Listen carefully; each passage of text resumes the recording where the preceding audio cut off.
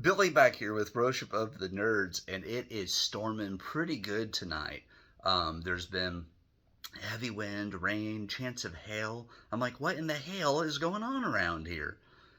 So, today I sat down and rewatched Stranger Things, Season 1, Episode 3, Holly Jolly.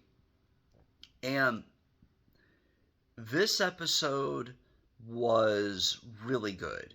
Like, I sat down to watch it, and the last episode we end with Barb gone. This episode 3 starts out with Barb, and it looks like she's in an empty swimming pool with a ladder, and there's like vine like stuff around, and we finally get a look at this creature, and it is absolutely terrifying. And as she attempts to get out, we go back and forth between Steve and Nancy doing their thing, and then back to Barb in the pool. Barb's trying to get out of the empty pool, and she gets pulled back in, and we don't see her come back up. So Barb's in danger. We know she's in severe danger. In the meantime, Mike tells Elle he will meet her at 315 by the power lines, and they're going to school. Joyce gets some Christmas lights, and she ends up talking to them, right? That was like, okay, we have Winona Ryder talking to Christmas lights. It sounds absolutely crazy, but when you see it on screen, Winona is such a great actress. She makes it work, and it ends up being a very powerful scene because she believes Will is still there, and he's talking to her through the lights. Jonathan thinks she's absolutely crazy. Speaking of that, we get a lot of Jonathan, Nancy, and Steve this episode. More of Nancy. And Nancy's looking for Barb. She's searching for answers. Um, Jonathan has the pictures, and this other girl sees them. And then later in the episode, Steve and his friends confront Jonathan. They end up taking the pictures, ripping the one of Nancy up, and then they break the camera. But then Nancy spots something, and she looks at the pictures that are torn up, and Jonathan leaves, and there's no fight or anything, but he walks away. The other kids walk away, and we go on from there.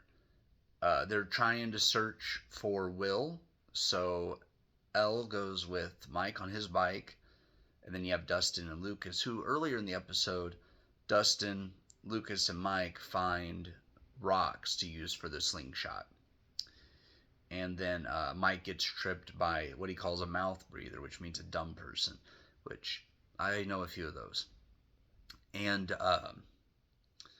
then, jumping around here, but Hopper wants to get a tour of Hawkins' lab.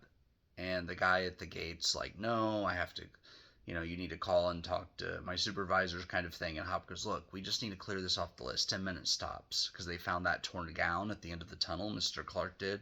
So they finally get in, they see tapes, and after they leave, they go, hey, what do you remember about that night? Like, well, it was raining like crazy. Did you see any rain in that tape?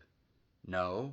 He goes, I don't know what, but they're definitely lying. So Hopper's on to them, and him and one of the others police go to the library, and we find out that Hopper hooked up with the librarian and that he never called her back and everything, and she's like, you're a dick, and he's like, yep. And then we see Hopper doing research of the papers, anything he can find on Hawkins' lab, Department of Energy, and he discovers that Brenner was named in a lawsuit and that he was part of this stuff, and it's CIA sanctioned research. So he thinks something weird's going on. Joyce thinks something weird's going on. And in the meantime, Elle takes Mike, Dustin, and Lucas to Will's house. And she says he was hiding there. And they're like, this is a waste of time. She doesn't know what she's talking about. And then they end up finding the body of Will in the water. They pull out the body, and that's the end of the episode. At the end, a lot happened in this episode. I love the slow burn. When I'm rewatching this, that's one thing about the show I really love, that they don't go 1,000 miles an hour. You're right. Like, I showed a friend of mine the show once, and he said he couldn't get into it because it was too slow.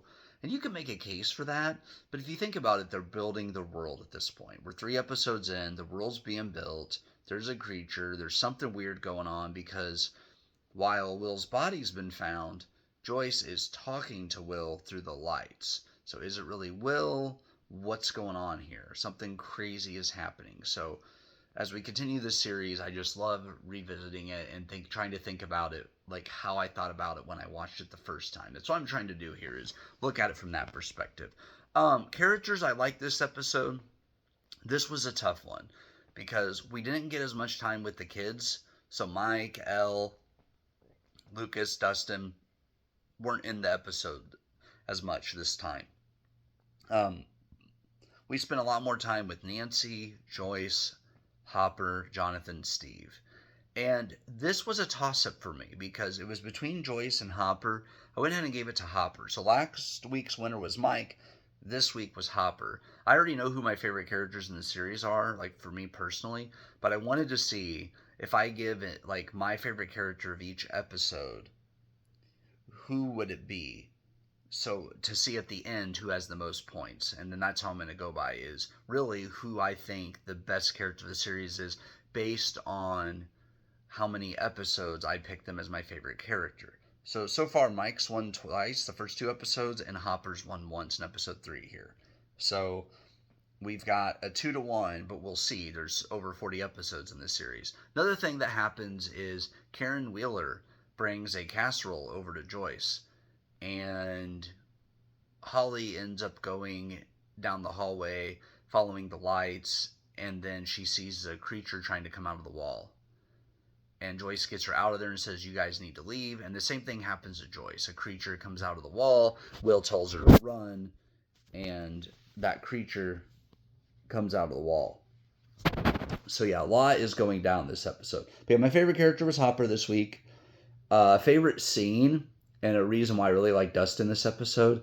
Lucas has all these like tactical items, right, from Nam. He's got a knife and all that.